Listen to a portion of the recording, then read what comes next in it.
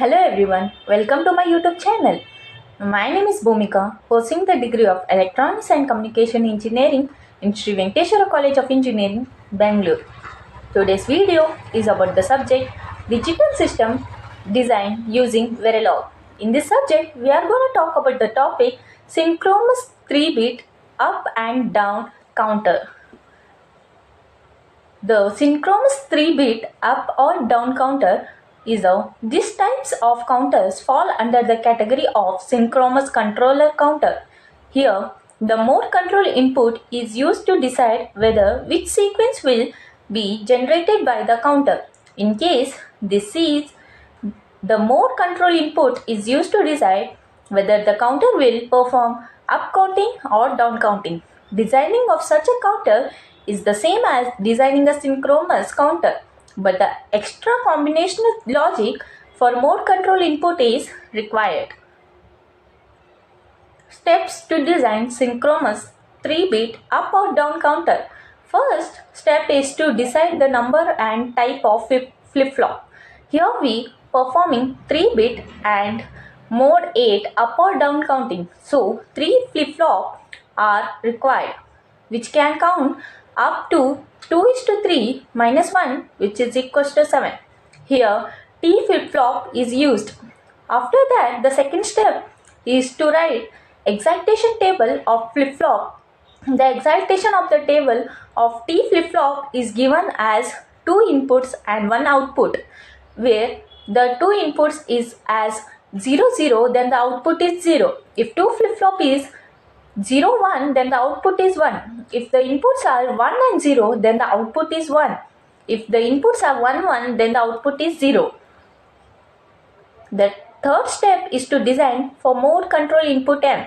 When M is equals to 0, then the counter will perform up counting, and when the M is 1, then the counter will perform down counting.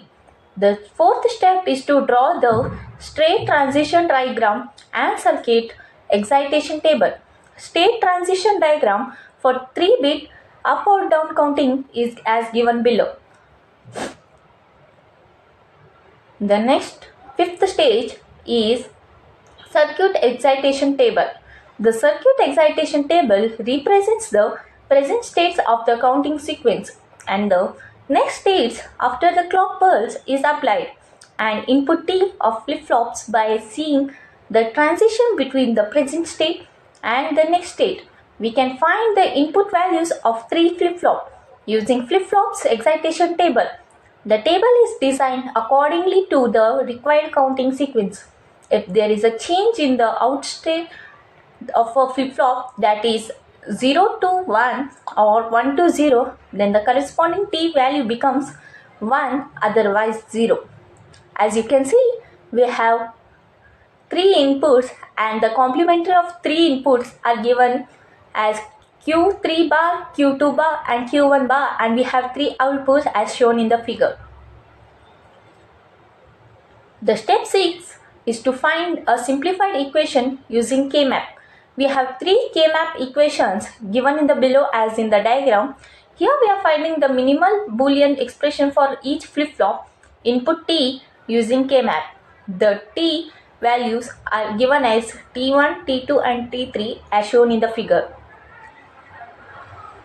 The step 7 is to create a circuit diagram. The simplified expression for flip-flop is used to design circuit diagram.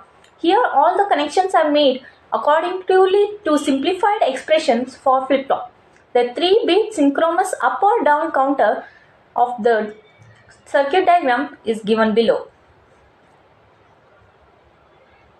The 8th step is timing diagram. The timing diagram when M is equals to 0 and M is equals to 1 of 3-bit synchronous up or down counter. The explanation for synchronous 3-bit up or down counter. Here negative edge trigger clock pulse is used for toggling purpose, as previous state Q1 and T and the next state Q to the base n plus 1, where previous state is 0, then the T value is 0 and the next state is also 0. When the previous state is 0, then the T value is 1 and the next state is also 1. When previous state is 1, the t value is 0 and the next value is the 1. When previous state is 1, t value is 1, then the next state is 0. After every falling edge, when t equals to 1, the out state of flip-flop will be toggled. Initially, Q3 is equals to 0, Q2 is equals to 0 and Q1 is equals to 0. The case 1 studies when m is equals to 0, then m dash is equals to 1.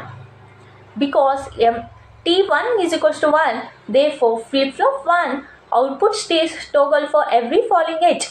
The output state of flip-flop 2 will toggle when Q1 is equals to 1 and the falling edge of the clock pulse occurs. The output state of flip-flop 3 will toggle only when Q2 into Q1 is equals to 1 and the falling edge of the clock pulse occurs. In this state, every falling edge state transition takes place and we can get out desired out counting sequence where T3 is equals to m dash Q2 into Q1 plus m into Q2 dash Q1 dash is equals to Q2 into Q1. T2 is equals to m dash Q1 plus m into Q1 dash is equals to Q1 and T1 is equals to 1. The case 2 is when m is equals to 1, then m dash is equals to its complementary 0. Because T1 is equals to 1, therefore flip-flop 1 output state toggles for every falling edge.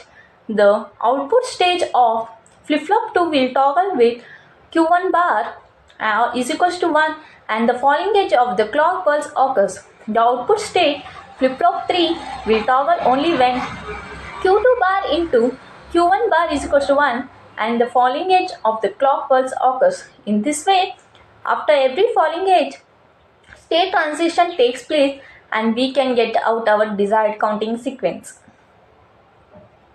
Thank you everyone. I hope this video was interesting and useful to you all. Let us meet with an interesting topic in the next video. Thank you. Have a nice day.